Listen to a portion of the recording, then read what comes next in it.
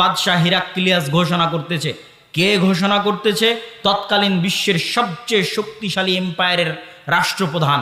মনে করেন আজকের পৃথিবীর সবচেয়ে শক্তিশালী রাষ্ট্র যদি আমেরিকা হয়, তাহলে আমেরিকার রাষ্ট্রপ্রধান কোথায় বসে ঘোষণা করতেছে? জেরুজালেমে মসজিদে আকসার পাশে বসে ঘোষণা করতেছে। কার সামনে ঘোষণা করতেছে?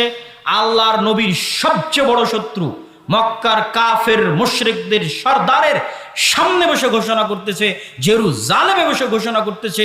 তৎকালীন বিশ্বের সবচেয়ে বড় এম্পায়ারের শাসক ঘোষণা করতেছে, আবু সুফিয়ান তুমি যা বললে তা যদি সত্য হয়, তাহলে মাউদে আকাদামাইয়া তাহতা মাউদে আকাদামাইয়া, আমার পায়ের নিচে যে মাটি আছে, এই মাটি একদিন মুহাম্মাদের অনুসারীদের দখলে চলে যাবে।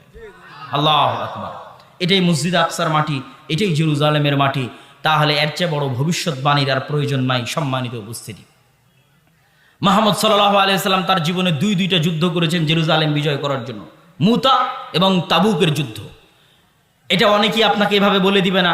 কেন আমি বললাম এটা জেরুজালেম বিজয়ের জন্য যুদ্ধ? মুতা এবং তাবুকের যুদ্ধ হয়েছিল রোমানদের বিরুদ্ধে। আর আরবের সবচেয়ে কাছে রোমানদের সবচেয়ে বড় হেডকোয়ার্টার ছিল জেরুজালেমে। আপনি যদি বাংলাদেশের বিরুদ্ধে যুদ্ধ করেন, তাহলে এটাও বলা যাবে যে ঢাকার বিরুদ্ধে যুদ্ধ। অনেক সময় দেশের নামের জায়গায় রাজধানীর নাম বলে দেওয়া হয়। ভারতের জায়গায় দিল্লি, বাংলাদেশের জায়গায় ঢাকা, ঢাকার বিরুদ্ধে যুদ্ধ। তাহলে জেরুজালেমের বিরুদ্ধে যুদ্ধ, রোমান না বলে বলেন জেরুজালেমের বিরুদ্ধে যুদ্ধ। কেননা এই যুদ্ধ দুটো হয়েছিল রোমানদের বিরুদ্ধে, আর রোমানদের হেডকোয়ার্টার ছিল তৎকালীন জেরুজালেম। আর মুতার যুদ্ধ ছিল জেরুজালেম থেকে মাত্র 100 কিলোমিটারের ব্যবধানে, যেই যুদ্ধে পরপর 3 জন সাহাবী শহীদ হয়েছে।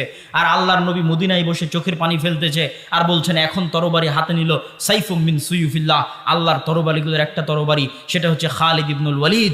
এই যে যুদ্ধ হচ্ছে রোমানদের বিরুদ্ধে, এটা জেরুজালেম থেকে মাত্র 100 কিলোমিটার দূরে। এই জন্য বললাম